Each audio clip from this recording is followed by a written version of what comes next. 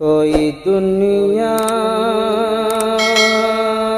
عطا میں نہیں ہمتا۔ بسم اللہ الرحمن الرحیم۔ ان اللہ وملائکتہ یصلون علی النبی یا ایہا الذین آمنوا صلوا علیہ وسلموا تسلیما۔ اللہم صل علی سیدنا و مولانا محمد معدن الجود والکرم وآلہ واصحابہ الکرام وابنہ الکریم وبارک وسلم صلاة دائمة سرمدا ابدا بحمدہ تعالی و بکرم مصطفیٰ صلی اللہ علیہ وسلم۔ آج کی شب میں قرآن عظیم کے 25 پارے مکمل ہو چکے ہیں۔ اللہ عز و جل قرآن کے بقیہ 5 پاروں کی تلاوت میں ہمیں آسانی عطا فرمائے۔ عزیزان گرامی، آج ہم نے کئی سورتوں کی تلاوت کی ہے، خصوصیت کے ساتھ سورہ شورا، سورہ دخان، سورہ زخرف، سورہ جاثیہ۔ شورا جو ہے آپ بہتر سمجھ سکتے ہیں شورا کسے کہتے ہیں۔ مشورہ کرنے والی جو جماعت ہوتی ہے اس کو شورا کہا جاتا ہے، اور یہ اللہ تبارک و تعالی امت مصطفیٰ صلی اللہ علیہ وسلم کی خصوصیت بیان فرما رہا ہے۔ وَأَمْرُهُمْ شُورَا بَيْنَهُمْ۔ یہ رسول پاک کے غلاموں کی خصوصیت یہ ہے کہ وہ جو کام کرتے ہیں وہ مشورے سے کرتے ہیں، ان کا معاملہ شورا ہے۔ اور یہی نظام میرے مصطفیٰ کریم صلی اللہ تعالیٰ علیہ وسلم نے جو متعارف کروایا۔ پہلے تو بادشاہوں کا یہ نظام نہیں تھا، بادشاہ مشورے لینے کے محتاج نہیں ہوا کرتے تھے، اس کو کسر شان سمجھتے تھے۔ لیکن رسول کریم صلی اللہ تعالیٰ علیہ وسلم جو سید المعصومین ہیں اور سید الانبیاء، بلکہ اللہ تبارک و تعالیٰ نے ان کو ما کان و ما یکون کا علم عطا کیا، باوجود اس کے صحابہ اکرام کے درمیان ہر معاملے کو رکھتے تھے اور پھر پوچھتے تھے کہ تمہاری اس معاملے میں رائے کیا ہے۔ کئی معاملات ایسے ہیں، حتیٰ کہ بدر کے قیدیوں کے سلسلے میں حضور پاک صلی اللہ علیہ وسلم نے صحابہ سے مشورہ لیا، جنگ بدر سے پہلے مشورہ لیا، جنگ احد میں جانے کے لیے مشورہ لیا، جنگ خندق سے پہلے مشورہ لیا کہ کیسے جنگ لڑی جائے۔ حضرت سلمان فارسی کے مشورے پر خندق کھودی گئی، حدیبیہ کے موقع پر مشورہ لیا گیا۔ حضور اکرم صلی اللہ تعالیٰ علیہ وسلم نے اس کو ایک مضبوط نظام متعارف فرمایا دنیا میں کہ شورا جو ہے یہ اسلام کا خاصہ ہے، اور اللہ تبارک و تعالیٰ اس میں برکت نازل فرماتا ہے۔ ہو سکتا ہے میں 10 لوگوں میں آپ کے ساتھ بیٹھا ہوں، آپ کی نظر میں ہو سکتا ہے میں جانکار ہوں اور سب لوگ یہ سمجھ کر کے خاموش بیٹھیں کہ ان کو تو سب معلوم ہوگا۔ ایسا نہیں ہے، بلکہ بسا اوقات ہمارے ذہن میں جو چیز نہیں ہوتی اللہ تعالیٰ کسی چھوٹے بچے کے ذہن میں وہ بات ڈالتا ہے، عام کسی بندے کے دل میں وہ بات پیدا کی جاتی ہے۔ اسی لیے مشورے میں برکت ہے۔ اس کے میں آداب بتاتا ہوں۔ مشورہ ایک پورا مکمل ایک ٹاپک ہے۔ رسول پاک صلی اللہ تعالیٰ علیہ وسلم نے بدر کے قیدیوں کی گرفتاری کے بعد صحابہ سے پوچھا ان کے بارے میں کیا کیا جائے۔ حضرت عمر فاروق رضی اللہ تعالیٰ عنہ نے عرض کیا کہ آقا ان کو کاٹ کر کے جلا دیا جائے، مارے ان کو، اس لیے کہ انہوں نے صحابہ کو بہت تکلیف دی ہے، صحابہ کو شہید کیا، پتھر مارے، مسلح کیا ہے، ٹکڑے کیا ہے، اب ان کو کیوں چھوڑا جائے۔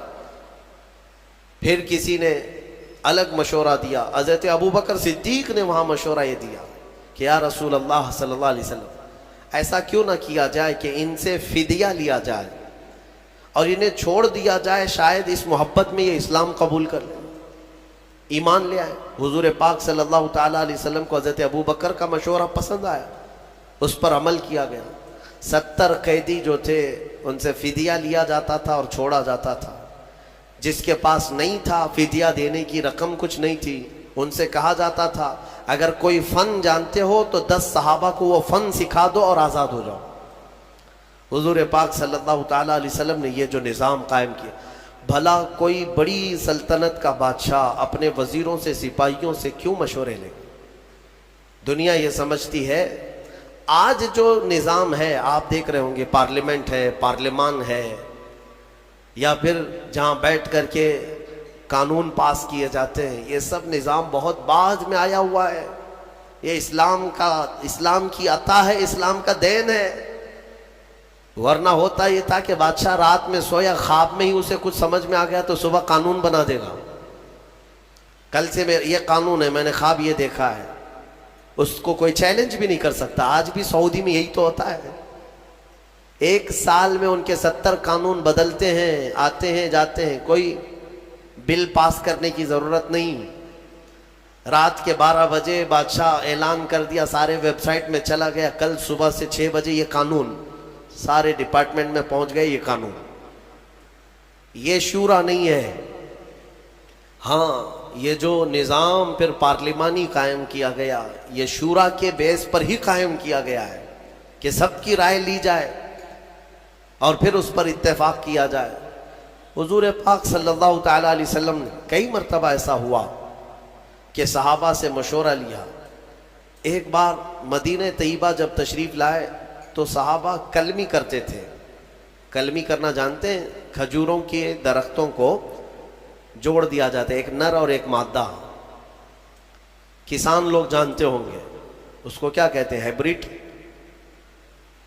شاید کسانوں کی زبان وہ جانتے ہیں کہ یعنی ایک میل اور ایک فیمیل درختوں میں بھی ہوتے ہیں، ان دونوں کو جوڑ دیا جاتا ہے تو بہت جلدی بڑھتے ہیں اور پھل اچھے دیتے ہیں. یہ جو کلمی کرنا اس کو کہتے ہیں. کھجوروں کے درختوں کو صحابہ کلمی کرتے تھے. میرے آقا صلی اللہ علیہ وسلم جب آئے، صحابہ نے حضور نے پوچھا یہ کیا کر رہے ہو؟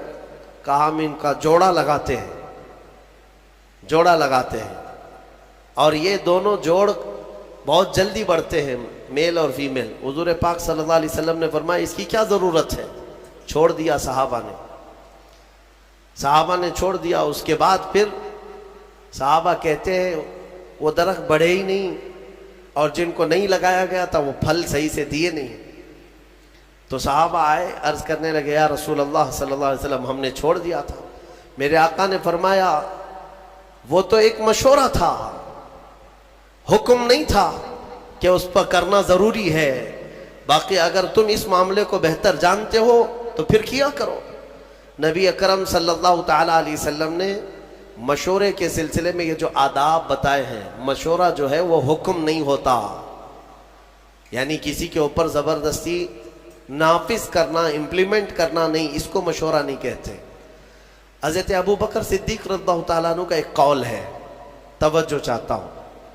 جب کوئی تمہارا بھائی تمہارے پاس مشورہ لینے آئے تو امانت داری کے ساتھ اللہ کو گواہ بنا کر اس کے لیے خیر کا مشورہ دو، خیر کا مشورہ دو، گمراہ مت کرنا. حضرت ابو بکر صدیق فرماتے ہیں کہ مشورہ دیا، پھر آنے والے نے مشورہ قبول کیا تو ٹھیک ہے، نہیں تو دو باتیں ہیں. اگر مشورہ صحیح نہیں دیا تھا تو اس آدمی میں خیر نہیں، اور اس نے مشورہ دے دیا تھا لیا نہیں تو اس آدمی میں خیر نہیں. دو میں سے کسی ایک میں خیر نہیں. اچھا مشورہ لینے سے کترایا، پیچھے ہٹ گیا تو گویا کہ اس آدمی میں خیر نہیں ہے. اب یہاں پر یہ بحث گنجھلک نہ ہو جائے، میں تھوڑی سی وضاحت کر دیتا ہوں. اس کی کیٹیگری ہے مشورہ جو ہے کس سے کرنا چاہیے کس سے نہیں کرنا چاہیے، اس کے بھی آداب ہے. ہاں، آپ میڈیکل سائنس کے اسٹوڈنٹ ہیں، آپ ڈاکٹریٹ کر رہے ہیں، بایولوجی پڑھ رہے ہیں، اور کسانوں سے مشورہ کر رہے ہیں کہ اس میں آپریشن میں کیسے کروں، سکسیس کیسا ہوگا، پیٹ کا آپریشن، سر کا آپریشن. تو یہ کیسی بات ہے؟ یہ لا یعنی بات ہے. پھر کسان مشورہ دے گا بڑا پھاوڑا لے لو، چھوٹی کدالی لے لو، پیٹ پھاڑو. اس کے فن کے مطابق جو چیز ہوگی اس سے مشورہ کیا جائے گا، اور تمہارے علم سے ریلیٹڈ جو لوگ ہوں گے ان سے مشورہ کیا جائے گا.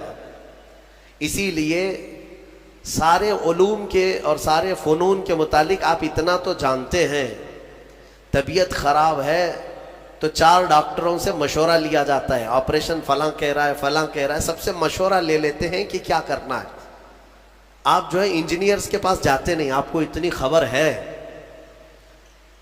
اگر کڈنی خراب ہے تو انجینئر کو نہیں دکھاتے, سب ڈاکٹروں سے مشورہ لیتے. گھر کی چھت میں لیکیج ہے تو ڈاکٹروں کو نہیں بلاتے کہ آؤ میری چھت کو ایک انجیکشن لگا دو. آپ کو پتا ہے, پھر انجینئر سے پوچھتے ہیں, کئی لوگوں سے مشورے لیتے. اتنا سینس سب کو ہے کہ جس فیلڈ کی بات ہوگی اس کے ماہرین سے ہی مشورہ لیا جائے گا. لیکن افسوس ایک بات کا ہے کہ دین کے معاملات میں اس کا خیال نہیں رکھتے لوگ. دین کی فیلڈ کے جو ماہرین ہیں انہی سے دین کے مسئلوں کے مشورے کرنا چاہیے, نہ کہ راستہ جھاڑنے والے سبزی بیچنے والوں سے اگر فتوے پوچھتے رہو گے تو پھر ظاہر سی بات ہے آج جو نظام درہم برہم ہو رہا ہے اس کی وجہ یہی. مشورہ کس سے لے رہے ہو؟ دین کی سوجھ بوجھ اس کے اندر ہے یا نہیں؟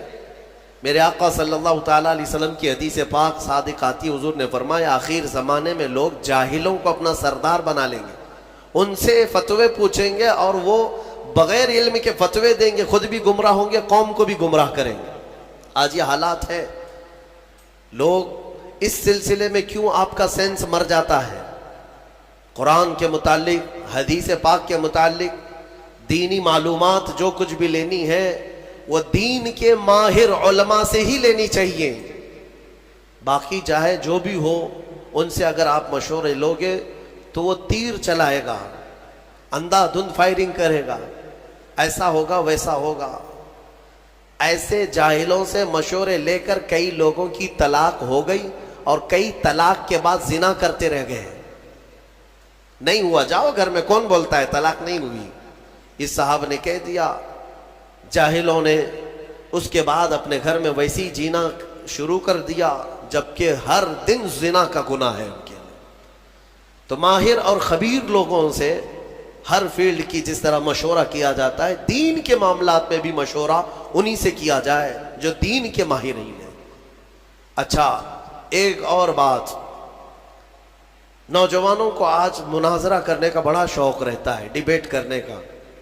وہ بھی کس پہ؟ فیس بک پہ, واٹس ایپ پہ, اور کن کن معاملات پہ ڈیبیٹ کرتے رہتے ہیں؟ عقیدے کے معاملات پر, کبھی اہل حدیث سے, کبھی دیوبندیوں سے, کبھی شیعوں سے. یہ جو اختلافی مسائل ہیں ہمارے مابین, بعض عقیدے کے ہیں, بعض الگ ہیں, تو ان پر ہمارے نوجوان ڈیبیٹ کر رہے ہیں فیس بک پر. لمبی لمبی چوڑی چوڑی تحریریں. کچھ سالوں پہلے کی بات ہے, شاید 1-2 سال گزرے ہوں گے. رات کے 2:30 بج رہے تھے یا 2 بج رہے تھے, مجھے فون کنٹینیو آ رہا ہے. ظاہر سی بات ہے اتنی رات کو اگر فون آئے تو کسی کی ایمرجنسی ہوگی, سیریس ہوگا. اٹھا کر کے معلوم کہ ایک نوجوان کہتا ہے حضرت ایک فلاں فلاں مسئلہ آ گیا, پیش آ گیا ہے, جلدی سے آپ کو بتانا ہے. اتنی رات کو کیا مسئلہ ہے؟ کہا نہیں بحث ہو رہی ہے ہماری, دلیل دینا ہے. کیا ہے؟ علم غیب کے متعلق کچھ بحث ہو رہی ہے. میں نے کہا کہاں ہے, کون سی محفل میں بیٹھے آپ؟ کہا نہیں ہمارے گھر کے باہر کٹے پہ بیٹھے ہوئے ہیں, گلی میں بیٹھے ہوئے ہیں, رات جگہ چل رہا ہے, اور 2 باہر کوئی چھوٹے نوجوان ہوں گے, ان کے ساتھ ان کا ڈیبیٹ چل رہا ہے, اور رات کے 2:30 بجے ہم سے مسئلہ پوچھ رہے ہیں. میرے عزیزوں, دین کے معاملات میں اگر ڈسکس کرنا ہے, میں اس کو منع نہیں کرتا, ڈیبیٹ کرنا ہے, مناظرہ کرنا ہے, شوق سے کرو, لیکن جاؤ کسی دارالعلوم میں پہلے داخلہ لے لو, اصولی علم پڑھ لو. علم نحو کیا ہے, علم صرف کیا ہے, علم حدیث کیا ہے, علم فقہ کیا ہے, اصول حدیث ہے, اصول فقہ ہے, اصول تفسیر ہے, علم ناسخ و منسوخ ہے, بلاغت ہے, معانی. کتنے علوم پڑھنے کے بعد آدمی کیپیبل ہوتا ہے کہ دین کے معاملات میں وہ رائے دے سکے. اور ان سارے علوم کی بو باس بھی نہیں لگی اور لمبے چوڑے مناظرے چل رہے. ہوتا یہ ہے کہ پھر گمراہی آ جائے گی. گمراہ, یا تو تم گمراہ ہو جاؤ گے یا سامنے والے کو گمراہ کرو گے. اس لیے ان معاملات میں جب بھی کبھی ایسے معاملات آ جائیں, ڈسکشن کرنا پڑے, ڈیبیٹ کرنا پڑے, کچھ لوگ چھیڑتے ہیں تم لوگ ایسا کرتے ہو, اس کی کیا دلیل ہے؟ ان کا جواب صرف ایک ہی ہے کہ چلے ہمارے علماء اکرام کے پاس بیٹھتے ہیں, وہاں سے آپ کو ساری چیزیں مل جائیں گی, وہاں سے آپ کو بتا دیا جائے گا. اور وہ جتنے چوہے تمہیں گمراہ کرتے ہیں وہ کوئی علماء کے پاس نہیں آنا چاہتے. راستے پہ, نکڑ پہ, بازار میں پکڑ پکڑ کر کے تمہیں دلیلیں سنانے کی کوشش کرتے ہیں، حدیث میں یہ ہے، بخاری میں یہ ہے، مسلم میں یہ ہے، سامنے والا امپریس ہوتا ہے۔ شاید ہمارے پاس بھی ایسے بہت سارے ہیں۔ ایک صاحب آئے اور کہنے لگے، کسی بات کے بارے میں سوال کرنے لگے، کہا کہ یہ آپ حدیث سے بتا سکتے ہیں کہاں ہے؟ کہا میں بتا تو سکتا ہوں، آپ کو سمجھ میں آئے گا؟ میرے ڈیسک پر یہی کی بات ہے، جب میں یہاں موجود تھا بڑی کتاب رکھی ہوئی تھی، میں نے کہا یہ دیکھیے یہ بخاری شریف اگر میں کھول کر کے دکھاؤں گا تو آپ مان لیں گے؟ انہوں نے کہا کیوں نہیں مانیں گے، بالکل مانیں گے، بخاری شریف کو مانیں گے ہم۔ میں نے کہا یہی تو تمہاری گمراہی ہے، یہ بہار شریعت رکھی ہوئی ہے، سامنے موٹی کتاب بہار شریعت رکھی ہوئی ہے، ہم نے صرف اس سے کہا کہ یہ بخاری شریف دکھائیں آپ کو، تو ان کو کتاب کا نام تک نہیں معلوم، تو پھر کس بات پر ڈسکس کرنا چاہتے ہیں؟ تو جہالت کے معاملات ایسے ہیں میرے عزیزو، آدمی گمراہ ہو جاتا ہے۔ اسی لیے میں جو بات کہہ رہا ہوں وہ یہ ہے کہ جب ایسے معاملات آئے تو دین کے ماہرین کے پاس جاؤ، جو علم والے ہیں۔ قرآن بھی کہتا ہے فَاسْأَلُوا أَهْلَ الذِّكْرِ إِن كُنتُمْ لَا تَعْلَمُونَ، اہل ذکر یعنی علم والوں سے سوال کرو اگر تمہیں کسی بات کا علم نہیں ہے۔ اللہ تعالیٰ نے فرمایا جاؤ ان سے پوچھو، سوال کرو۔ تو یہ مشورہ، اور کچھ لوگوں کے متعلق فرمایا گیا مشورے نہ لیں، وہ لوگ جو فاسق و فاجر ہیں، اللہ کا خوف نہیں رکھتے دل میں، ان سے مشورہ لینے کی ضرورت بھی نہیں، ان سے مشورہ لینے کی ضرورت بھی نہیں ہے۔ جن کو آخرت کا خوف نہیں، اللہ کا خوف نہیں، وہ تمہارے حق میں بہتر مشورہ کیا دے سکتا ہے؟ مشورے کے لیے سب سے بہتر وہ شخص ہے جو اللہ کا خوف رکھتا ہے اور آخرت سے ڈرتا ہے، وہ مشورے کا سب سے موزوں آدمی ہوا کرتا ہے۔ اور اس کے علاوہ بعض مقامات پر یہ بھی کہا گیا ہے کہ بہت چھوٹے نابالغ اور عقل نہ رکھنے والوں سے مشورے نہ لیے جائیں، اور بعضوں نے کہا کہ عورتوں سے بھی یہ نہیں ہے کہ لینا ہی نہیں چاہیے، بات کر سکتے ہیں، ڈسکس کر سکتے ہیں، مشورے لے سکتے ہیں، لیکن ضروری نہیں کہ ہر مشورے پر عمل کیا جائے، ضروری نہیں ہے ہر مشورے پر عمل کیا جائے۔ میں نے شاید اس سے قبل بتایا تھا، حضور پاک صلی اللہ تعالیٰ علیہ وسلم نے اپنی ازواج مطہرات میں حضرت ام سلمہ رضی اللہ تعالیٰ عنہ کی اس بات پر تعریف فرمائی تھی کہ عورتوں میں سب سے بہترین مشورہ دینے والی خاتون۔ صلح حدیبیہ کے موقع پر حضرت ام سلمہ رضی اللہ تعالیٰ عنہ نے حضور کو مشورتاً عرض کیا تھا۔ حضور صحابہ سے کہہ رہے تھے بال منڈا لو، احرام اتار لو، کوئی نہ بال منڈا رہے تھے نہ احرام اتار رہے تھے۔ 3 بار حضور نے فرمایا تو حضور کو غم ہوا، اندر آئے تو غمگین تھے۔ ام سلمہ نے یہ عرض کیا یا رسول اللہ، آپ انہیں بولے نہیں، ان کے سامنے جا کر آپ خود اپنے بال حلق کر لیں، اپنا احرام اتار لیں، وہ تو اس انتظار میں ہے کہ شاید وہی آئے گی اور دوسرا پیغام آئے گا۔ حضور پاک صلی اللہ علیہ وسلم نے حضرت ام سلمہ کے مشورے پر صحابہ کے سامنے آئے اور اپنے بال حلق کر لیے۔ سارے صحابہ اپنے بالوں کو حلق کر لیے، سبوں نے احرام اتار لیا، کیونکہ یقین ہو گیا اب حکم بدلنے والا نہیں ہے۔ تو یہ مشورے کے آداب آپ سیکھیں، اور پھر نظام جو ہے مشورے سے ہی چلتا ہے۔ حضور پاک صلی اللہ تعالیٰ علیہ وسلم جب بڑے بڑے معاملات بھی ہوتے تو صحابہ کو جمع کرتے، مشورہ کرتے۔ مشورے کی ایک دوسری خصوصیت یہ بھی ہے کہ کام ہونے سے قبل اگر کوئی اہم کام ہے تو فرمایا گیا کہ ایسوں سے مشورہ کرو جو تمہارے راز کا امانت دار ہو، رازوں کا امین ہو، اس سے مشورہ کرو۔ یعنی آج تم مشورہ کرنے کے لیے گئے، مشورہ تو دے دیا اور اس نے پھر جا کر کے طبلہ بجانا شروع کر دیا، میرے پاس آیا تھا فلاں ایسا کیا ہے ویسا کیا ہے۔ اس چیز کو بھی غلط ٹھہرایا گیا ہے۔ مشورہ راز کے امانت داروں سے بھی کیا جائے، کیونکہ بہت سارے معاملات ایسے ہوتے ہیں جن میں مشورہ کرنے کے بعد راز کو رکھنا بہت ضروری ہوتا ہے۔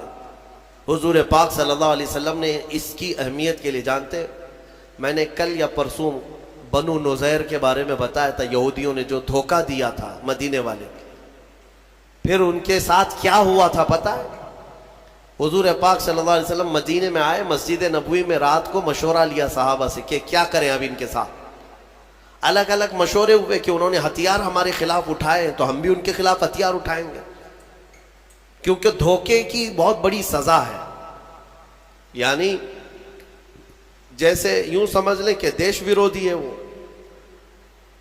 اینٹی نیشنل جس کو کہیں. مدینے کی خرابی کے بارے میں جو لوگ سوچے تھے ان کی سزا تھی. صحابہ کے مشوروں سے اتفاق یہ طے پایا کہ ان یہودیوں کے جو بوڑھے ہیں ان کو جلا وطن کر دیں گے، شہر بدر کر دیں گے، اور جو جوان ہیں انہیں مار دیا جائے گا. تو یہ طے پایا اور حضور نے فرمایا اس کو راز میں رکھا جائے. سارے جو صحابہ تھے سبوں نے آمنا صدقنا کہا اور چلے گئے. یہودیوں کو پتا تھا ہمارے بارے میں کچھ آج میٹنگ ہو رہی ہے مسجد نبوی میں. دوسرے دن وہ جاسوسی کرنے لگے، کہیں سے کچھ بات پتا چل جائے کہ کیا میٹنگ ہوئی، کیا ہمارے ساتھ ہونے والا. ایک صحابی تھے حضرت ابو لبابہ، ان کی پرانی دوستی تھی کیونکہ شہر میں رہتے تھے، یہودی بھی دوست تھے. گزر رہے تھے تو دوستوں نے پکڑ لیا، کہا کہ ابو لبابہ کل تم بھی تھے وہاں پر، ہمارے بارے میں کیا مشورہ ہوا ہے؟ کہا نہیں میں نہیں بول سکتا. صحابی تھے اور امانت دار بھی تھے، وفادار بھی تھے. انہوں نے کہا نہیں میں نہیں بول سکتا. تو انہوں نے بہت اپنی پرانی یاد دلائی اور منتیں سماجتیں کرنے لگے. بچپن کا تو ساتھی ہے، ہمارا یار ہے، بتا تو صحیح. تو وہ جذباتی ہو گئے. پرانی یادیں، دوستی، یاری سب یاد دلانے کے بعد تھوڑے سے جذباتی ہو گئے اور انہوں نے صرف کہا نہیں بلکہ یوں اشارہ کیا گردن کی طرف، یوں کر دیا اور چلے گئے. میں نہیں بولوں گا، کچھ نہیں بولوں. وہ سمجھ گئے کہ قتل کا منصوبہ مشورہ ہوا ہے. شام ہونے سے پہلے سارے یہودی مدینے سے بھاگ گئے، سب چھوڑ کر نکل پڑے. حضور پاک صلی اللہ علیہ وسلم کو خبر ہوئی تو حضور نے صحابہ کو بلایا اور کہا کس نے اللہ کے رسول کے راز کو افشا کیا؟ کون ہے جس نے ہمارے کل کی رات ہونے والے مشورے کے راز کو افشا کیا؟ صحابہ سب سہمے ہوئے تھے. حضرت ابو لبابہ کہتے ہیں اس کے سامنے کیا چھپائیں جو دلوں کے حالات کو بھی جانتا ہے. کھڑے ہوئے اور کہا یا رسول اللہ یہ خطا مجھ سے سرزد ہوئی، لیکن میں نے کہا نہیں، ہاتھ کے اشارے سے صرف ہلا کر کے اتنا بتایا. تو حضور پاک صلی اللہ تعالیٰ علیہ وسلم اتنے ناراض ہوئے، اتنے غضبناک کہ صحابہ کے درمیان میرے آقا نے اعلان کر دیا آج کے بعد سے نہ ابو لبابہ کو کوئی سلام کرے گا نہ مصافحہ کرے گا، کوئی بات چیت بھی نہیں کرے گا. مکمل بائیکاٹ. آپ سمجھتے ہیں کون سی بڑی غلطی ہے؟ اندازہ کرو میرے عزیزوں، یہ جب کسی چیز کے حفاظت کا حکم دے دیا جائے اور اس کا افشا کیا جائے، وہ رحمت للعالمین اگر کسی کے متعلق اتنی سخت سزا دیتے، معاملے کی حساسیت سمجھ سکتے ہو آپ، کتنی نزاکت ہے اس کے اندر. اور حضرت ابو لبابہ کہتے ہیں سارے صحابہ حضور کی ایک بات پر سر جھکا لیتے. اب سب سامنے سے گزرتے تھے، کوئی بات نہیں کرتا تھا، نہ حضور پاک ان سے مصافحہ کرتے، نہ سلام کلام، کچھ نہیں. اب ظاہر سی بات ہے ان کے لیے یہ موت سے بڑی سزا تھی. مدینے میں رہتے ہوئے بہت سخت حالات تھے، یہاں تک کہ ان کی سگی بیوی وہ بھی بات نہیں کرتی تھی. کھانا وقت پر لا کر دے دیتی تھی لیکن بات نہیں کرتی تھی. رسول پاک نے منع فرمایا ہے. صحابہ اکرام تھے، صحابہ. حضور پاک صلی اللہ علیہ وسلم کے اس اعلان کے بعد ابو لبابہ نے اپنے آپ کو مسجد نبوی کے کھمبے سے باندھ لیا تھا رسی سے، اور اپنی بیوی سے کہا تھا مجھے اس وقت تک باندھے رکھو جب تک میری توبہ قبول نہ ہو جائے. اللہ تعالیٰ جب تک مجھے معاف نہیں کرے گا تب تک مجھے کھولنا نہیں. ان کو باندھا گیا، نمازوں کے وقت کھولا جاتا تھا، کھانا دیا جاتا تھا، حاجتیں کرتے پھر بندھ جاتے تھے. 40 دن گزر گئے ان کے، یا 1 مہینے کے قریب. اتنا لمبا عرصہ وہ رسی سے بندھے رہے. پھر رب ذوالجلال نے وہی فرمائی اپنے حبیب پاک صلی اللہ علیہ وسلم. اللہ تبارک و تعالی حضور کے غلاموں پر بھی رحیم ہے. रहम फरमाया और हुक्म हुआ कि अबू लुबाबा की तौबा कबूल है। जैसे ही ये बात आई, हुजूर पाक फज्र की नमाज पढ़ाए, वापस आए, अपने हाथों से अबू लुबाबा को खोला और उसके बाद उन्हें मुसाफा भी किया, अपनी जमात में लिया। ये बताना मकसूद है, पूरी उम्मत को ये दर्स है कि इन मामलात को हल्के में ना लिया जाए, ये हसासियत है। यहाँ लोग तो खबरी बने हुए हैं, मुसलमानों की जासूसी करने पर बैठे हुए हैं। अल्लाह की पनाह, तुम्हें अंदाजा भी नहीं है कि आखिरत में कितने बड़े अजाब के शिकार होंगे। तुम क्या समझते हो 500 की नोट कोई पकड़ा देंगे तुम्हें जासूसी करने पर, तुम्हारा घर चल जाएगा? कब तक इस जिल्लत वाली जिंदगी से निकलो। बाज लोग पैसे के लिए करते हैं और बाज लोग ये समझते हैं कि पुलिस से हमारे ताल्लुकात अच्छे हो कुछ लोगों की खबरें देंगे तो हम इनके महबूब हो जाएंगे। कभी महबूब नहीं बनते, कभी महबूब नहीं। 10 साल तुम खबरें देते रहो, महबूब बने रहो, एक दिन मरदूद बनी जाओगे। मरदूद तो बनना ही है उनके हाथ में। मेरे अजीजों, इन चीजों से अपनी कौम की जासूसी करना, खबरें देना निहायत ही सख्त बड़ा गुनाह है। अल्लाह का अजाब उस शख्स पर है जो मोमिनीन के मुतालिक इस तरह की बातें करता है। कुरान कहता है वला तजस्ससू, जासूसी मत करो खबरें ले जाकर। बल्कि मेरे आका सल्लल्लाहु अलैहि वसल्लम ने फरमाया मन सतर अखीही सतर अल्लाहु लहू, जिसने अपने भाई का कोई ऐब देखा और छुपा दिया, क़यामत के दिन अल्लाह उसके सारे ऐब छुपाएगा, तुम्हें नंगा होने से बचा लिया जाएगा। तो इन चीज़ों पर अमल करें। बहरहाल ये मशवरे के सिलसिले में गुफ्तगू थी। बात जो अर्ज करनी थी वो ये है कि एक आयत हमने आज तिलावत की। अल्लाह फरमाता है मन काना युरीदु हर्सल आखिरती नज़िद लहू फी हर्सिही, जो आखिरत की खेती हमसे मांगता है हम उसकी खेती में बहुत इजाफा कर देते हैं। वमन काना युरीदु हर्सद दुनिया नुअतिही मिनहा, और जो हमसे दुनिया की खेती मांगता है हम उसे भी देते हैं। वमा लहू फिल आखिरती मिन नसीब, लेकिन आखिरत में उसका कोई हिस्सा नहीं रखा जाता। जो दुनिया मांगता है अल्लाह फरमाता है हम दुनिया देंगे उसे, लेकिन आखिरत में उसका कोई हिस्सा नहीं। इसीलिए मेरे अजीजों, आखिरत मांगो तो फरमा रहा है कि दुनिया भी दे देगा अल्लाह। आखिरत मांगो, 4 दिन के लिए क्या मांगोगे? यहाँ पर कितना बड़ा घर मांगोगे, कितनी गाड़ियां, कितनी औलादें, फिर उसके बाद तुम्हारी सांस उखड़ जाएगी, खत्म। हमेशा का जो घर है वही मांगो अल्लाह की बारगाह में। और अगर दुनिया मांगना भी है तो अल्लाह की बारगाह में यूं मांगो जैसे उसने खुद सिखाया है, रब्बना आतिना फिद दुनिया हसना व फिल आखिरती हसना। ऐ हमारे रब, दुनिया में जो सबसे अच्छी चीज है वो मुझे अता कर, और आखिरत में जो सबसे अच्छी चीज है वो मुझे अता कर। वकीना अज़ाबन नार, और दोज़ख के अजाब से हमें बचा ले। दुनिया में अच्छी चीज मांगना क्या है? क्या अच्छी चीज मांगोगे? इसकी तफसीर में फरमाया गया दुनिया की सबसे अच्छी चीज क्या है? आप गेस करो, आपके दिमाग में क्या है? एक बड़ा महल, बहुत सारा माल, बड़ी जायदाद। दुनिया की सबसे अच्छी चीज क्या है? हदीस पाक में है अलमरअतु सालिहा खैरु मताइ दुनिया। पूरे दुनिया के सामान में अगर सबसे अच्छी चीज कोई है तो नेक बीवी का मिल जाना। नेक बीवी अगर किसी को मिली है, आधी दुनिया मिली है उसको। हदीस पाक की बात मैं कह रहा हूं। तो दुनिया जब मांगी जाए तो नेक व सालेह औरत की तमन्ना करना, यह आधी दुनिया मांगने के बराबर है। हकीकत है मेरे अजीजों, वहीं से तुम्हारी नस्ल है, वहीं से तुम्हारा घर है, वहीं से सब कुछ है। हत्ता कि तुम्हारे दिमाग का भी सारा सुकून या बर्बाद होना सब वहीं से कनेक्शन है। देख लो एक बार, बहुत सारे लोग जो शादीशुदा हैं इसको आजमाते होंगे या महसूस करते होंगे, जिंदगी फिर जुड़ जाती है।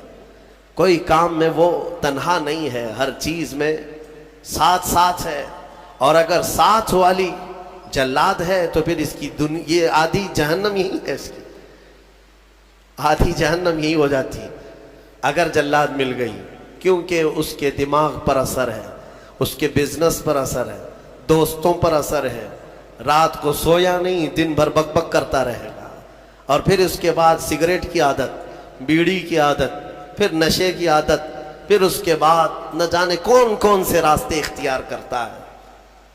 اگر خاتون صحیح نہ ہوئی تو اس نے اپنی زندگی آدھی تباہ کر لی، اور اگر نیک ہوئی اللہ تعالیٰ نے بہت بڑا انعام تمہیں دے دیا، بہت بڑا انعام دیا۔ میں نے حضرت علامہ ارشد القادری رحمۃ اللہ علیہ بڑے مناظر ہیں، ان کی بہت ساری کتابیں ایسی ہیں جو آج پوری دنیا میں مشہور ہیں، کتابیں جو انہوں نے لکھا، زلزلہ، زیر و زبر، بہت ساری۔ ایک کوئی کتاب ہے جس کتاب کو انہوں نے انتصاب جو کرتے ہیں، کتاب لکھنے کے بعد شروع میں کسی کے نام پر کیا جاتا ہے، میں اپنے پیر کے نام پر یہ کتاب کر رہا ہوں، غوث پاک کے نام پر، غریب نواز کے نام پر کتاب کو منسوب کرتے ہیں۔ انہوں نے ایک کتاب اپنی بیوی کے نام منسوب کیا، تو اس کی وجہ انہوں نے بتایا کہ اگر میری بیوی کا تعاون نہ ہوتا تو میں اتنے دین کی خدمات کر ہی نہیں سکتا۔ صحیح بات ہے، اگر سوار رہتی تو پھر یہ کہاں جاتے، کہاں خدمت کرتے دین کی، کب کتاب لکھنے دیتی؟ بچے کی دوا لاؤ، بچے کا دودھ ختم ہو رہا ہے، بازار سے سامان لاؤ، گھر میں آٹا نہیں ہے، شکر نہیں ہے، تو تم تو پورے دن بھر کون سے دین کی خدمت کرتے؟ حقیقت انہوں نے کہا اللہ تبارک و تعالی دنیا میں جسے نیک و صالح خاتون عطا کرے وہ اس کے لیے بہت ہی بڑا انعام و اکرام ہے۔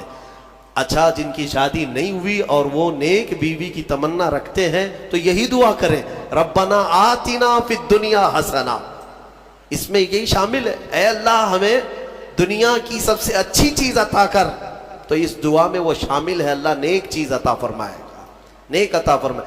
دوسری ایک دعا ہے، رب 19ویں پارے میں اللہ تعالیٰ نے یہ بھی ہمیں سکھایا، اللہ تعالیٰ فرماتے ہیں ربنا ہب لنا من ازواجنا و ذریاتنا قرۃ اعین، اے ہمارے رب ہمیں وہ بیویاں دے یا وہ اولاد دے جو ہماری آنکھوں کی ٹھنڈک بنے، اور پھر متقین کا ہمیں امام بنا دے۔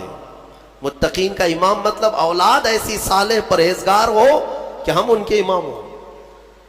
میرے عزیزو، یہ دعا آپ کیا کریں۔ اخیر میں آج جو اہم آیت ہے اس پر میں گفتگو سمیٹتا ہوں۔ میرے آقا صلی اللہ تعالی علیہ وسلم نے یوں فرمایا، اللہ نے حضور سے یوں ارشاد فرمایا کہ اے حبیب آپ کہہ دیں، آپ فرما دیں، کیا؟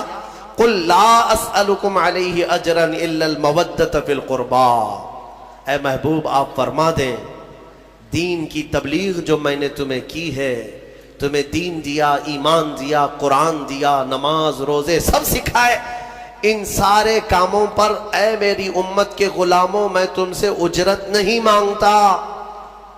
حضور یہ فرما رہے ہیں میں اس پر کوئی معاوضہ نہیں مانگتا، مگر ایک چیز کا سوال، وہ کیا ہے؟ میری اہل بیت سے محبت رکھنا، اہل بیت سے محبت۔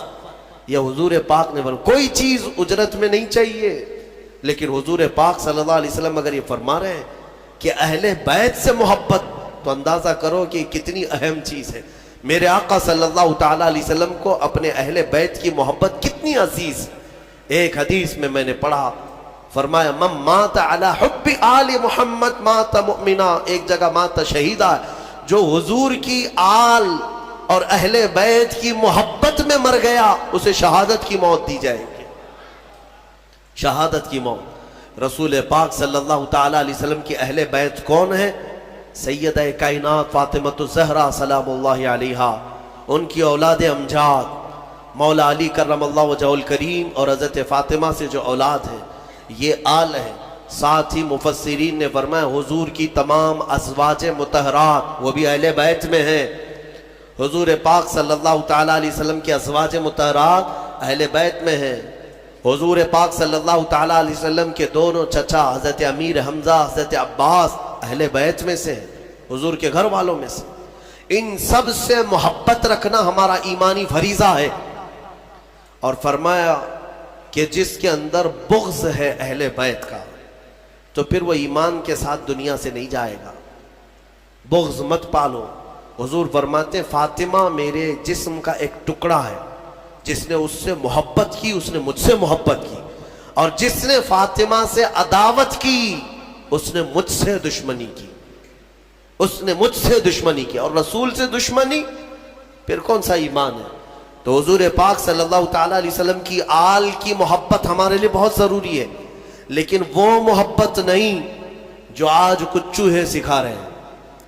میں آپ کو صاف صاف بتاتا ہوں، اہل بیت کی محبت یقیناً ہمارے لیے فریضہ ہے، لیکن غلو نہیں کرنا، اس میں ایسا مبالغہ نہیں کرنا کہ اہل بیت کو نبیوں کے اوپر پہنچا دیا یا پھر ان کو خدا کے درجے تک پہنچا دیا، وہ محبت کی بات میں نہیں کرتا۔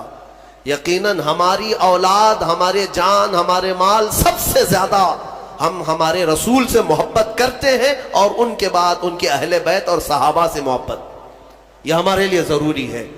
اہل بیت حسنین کریمین رضوان اللہ تعالیٰ علیہ مجمعین، آپ اندازہ کریں میرے آقا صلی اللہ تعالیٰ علیہ وسلم کس قدر ان سے محبت فرماتے تھے، کس قدر محبت، یہاں تک کہ نمازوں میں بھی حضور پاک صلی اللہ علیہ وسلم دونوں شہزادوں کو ساتھ لے کر کے نماز پڑھتے تھے۔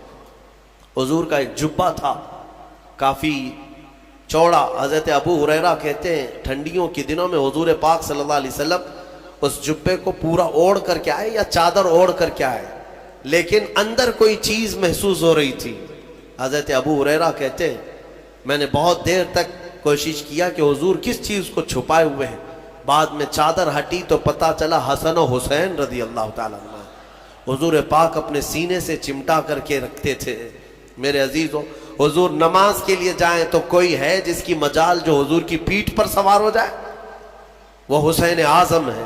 میرے آقا صلی اللہ تعالیٰ علیہ وسلم کی نماز کے عالم میں اگر وہ سجدے میں پیٹھ پر چڑھتے تو حضور سر نہیں اٹھاتے تھے، سر نہیں اٹھاتے۔ حالانکہ مسئلہ یہ ہے شریعت کا کہ اگر بچہ نماز پڑھنے کے دوران آ گیا تم ایک ہاتھ سے اس کو اٹھا کے سائیڈ کر سکتے ہو، اگر اچھل کود کر کے گود میں لٹک گیا تمہاری نماز، چھوٹا بچہ نہ سمجھ، تو تم ایک ہاتھ سے اس کو ہٹا سکتے ہو، شریعت نے یہ اجازت دی ہے۔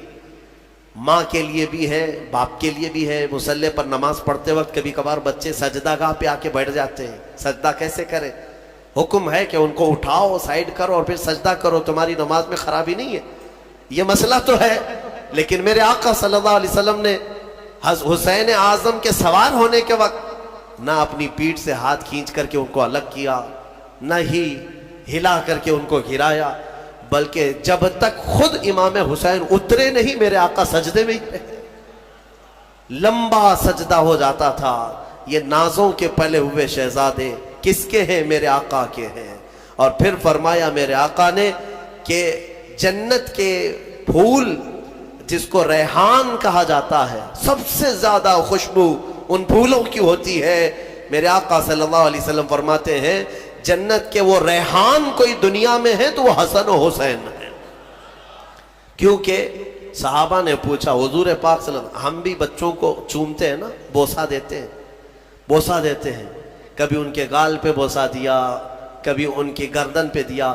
حضور پاک صلی اللہ تعالیٰ علیہ وسلم اپنے نواسوں کو بوسہ نہیں سونگھتے تھے، یوں گردن کے پاس قریب لے جا کر سونگھتے تھے اور چہرے کو سونگھتے تھے۔ بوسہ لیتے ہیں نا، چومتے ہیں، چومنا بھی ثابت ہے، بوسہ لینا بھی ہے، لیکن سونگھتے تھے۔ صحابہ کہتے کہ یا رسول اللہ صلی اللہ علیہ وسلم آپ ان بچوں کو سونگھتے ہیں؟ کہا ہاں، یہ جنت کے ریحان ہیں، یہ ریحان ہیں، یہ میرے لیے دنیا میں جنت کے ان پھولوں میں سے ہیں، ان کی خوشبو سونگھی جائے گی۔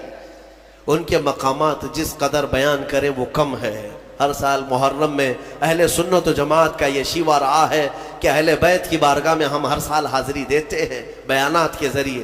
لہٰذا اے سنی مسلمانوں یاد رکھنا، اپنے اس چیز کو باندھ کر کے لے جانا، جینا۔ اب تو حضور پاک صلی اللہ تعالیٰ علیہ وسلم کی محبت کے بعد دو محبتیں شرط ہے تمہارے لیے، ایک حضور کے صحابہ کی اور دوسرے حضور کے اہل بیت کی۔ کسی میں کمی نہیں کرنا، نہ صحابہ کو گالی دینا، نہ اہل بیت کی کمی کرنا، کہیں ادھر سے ادھر ہو گئے گمراہ ہو کے مرو گے۔ حضور کے صحابہ ان کا اپنا مقام ہے، حضور کے اہل بیت ان کا اپنا مقام ہے۔ نبی پاک صلی اللہ تعالی علیہ وسلم کے گھر والوں کی جو عزت قرآن میں بیان کی. اللہ فرماتا انما یرید اللہ لیذہب عنکم الرجس اہل البیت ویطہرکم تطہیرا. بے شک اللہ یہ چاہتا ہے اے حبیب کہ آپ کے گھر سے ہر گندی چیز کو پاک کر دے, دور کر دے, اور تمہارے گھر والوں کو خوب پاک و ستھرا کر دے. اسی لیے حضرت فاطمہ کو کیا کہتے معلوم ہے؟ سیدہ طیبہ طاہرہ. طاہرہ کا مطلب ہوا نہایت ہی پاک. میں ایک آپ کو یہ بات دے کر کے رخصت ہوتا ہوں. اس بات سے آپ اندازہ کر لیں گے, مزے کی بات ہے. حضور پاک صلی اللہ علیہ وسلم گرمیوں کے دنوں میں دوپہر کے وقت حضرت ام سلیم ایک صحابیہ ہیں, ان کے گھر جاتے تھے, حضرت انس کے. ام سلیم یہ صحابیہ ہیں, خدمتگار تھی حضور کی. وہ کہتی ہیں کہ حضور جب میرے گھر آتے سوتے, گرمی زیادہ ہوتی تو پیشانی پر پسینے جمع ہوتے اور ٹپکنے لگتے. حضرت ام سلیم وہ پسینے کی بوندیں جمع کرتی تھی, وہ جمع کرتی تھی اور شیشی میں بھر لیتی تھی. ایک دن حضور پاک بیدار ہوئے, پوچھا ام سلیم یہ کیا کر رہی ہے؟ وہ کہتی ہیں یا رسول اللہ صلی اللہ علیہ وسلم, اس کو میں حفاظت سے رکھتی ہوں. مدینے میں جب بھی کسی کے گھر میں شادی ہوتی ہے تو دلہنوں کو ہم یہ عطر کے طور پر لگاتے ہیں. اللہ, صحابہ کا عقیدہ ہے دلہنوں کو عطر کے طور پر, اور اس میں جو خوشبو ہے وہ کسی بھی خوشبو میں نہیں آتی, نہ کستوری میں, نہ مشک میں, نہ عنبر میں, کسی میں نہیں. یہ جو پسینے کی خوشبو ہے صحابہ لگائے. جو بات میں کہنے جا رہا ہوں توجہ. اب محدثین فرماتے ہیں جن دلہنوں کو حضور پاک کا پسینہ لگایا گیا تھا شادی میں خوشبو کے طور پر, وہ تو ان کو لگایا ہی گیا, لیکن ان کے جو بچے پیدا ہوئے ان بچوں میں بھی وہ خوشبو آتی تھی, بچوں کے بچوں میں بھی آتی رہی. کئی سالوں تک یہ خوشبو منتقل ہوتی رہی. جن دلہنوں کو وہ پسینہ لگایا گیا تھا, پسینے کے قطرے جنہیں لگائے گئے ان کی اولاد خوشبودار ہوئی, اور جن کے جسم میں خود میرے رسول پاک کا خون دوڑ رہا ہو وہ حسن و حسین کی خوشبو کا عالم کیا ہو سکتا ہے. اسی لیے ہمارے امام اعلی حضرت فاضل بریلوی فرماتے ہیں واللہ جو مل جائے میرے گل کا پسینہ, مانگے نہ کبھی عطر نہ پھر چاہے دلہن پھول. کیا بات رضا اس چمنستان کرم کی, زہرا ہے کلی جس میں حسین و حسن پھول. یا اعلیٰ حضرت نے فرمایا اس کرم کی بات ہی کیا ہے, اس چمنستان کی جس میں کلی زہرا ہے اور پھول حسن و حسین ہے. ان کی خوشبو کو آپ اندازہ بھی نہیں کر سکتے. قیامت کے دن اللہ کی بارگاہ میں اتنی دعا ہے کہ مولا یہ سرداران جنت جب دروازے پر ہوں تو ان کے قدموں میں مولا ہمیں جنت عطا فرما.